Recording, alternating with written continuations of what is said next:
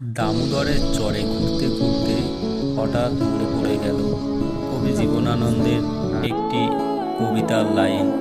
আবার আসিব ফিরে ধানসিঁড়িটির তীরে, হয়তোবা সংকোচিল শালিকের বেশে।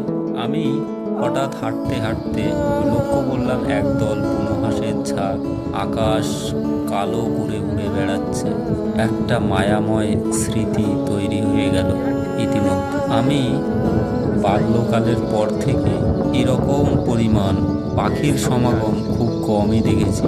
আমারও কবি জীবনানন্দের মতো মনে হচ্ছে দামোদরের তীরে বারে বারে ফিরে আসতে। আপনি একটু লক্ষ্য করলেই দেখতে পাবেন ঝাঁক ঝাঁক পাখির দলেরা কি দারুণ আনন্দের সহিত একজোট হয়ে উড়ে বেড়াচ্ছে। কিন্তু বর্তমান পরিস্থিতির দিকে আপনি যদি লক্ষ্য করেন, দেখবেন মানুষের মধ্যে কত ভেদাভেদ। পৃথিবীর সব থেকে নৃশংস প্রাণী হচ্ছে মানুষ। এরা নিজের প্রয়োজনে নিজের মানুষকেই মেরে কি আনন্দে সেখানেই তারা বসবাস করছে।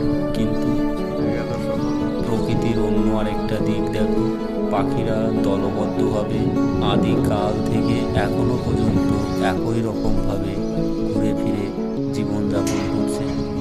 কিন্তু মানুষ হচ্ছে সব থেকে বড় নৃশংস, দিনে দিনে শেষ হয়ে যাচ্ছে।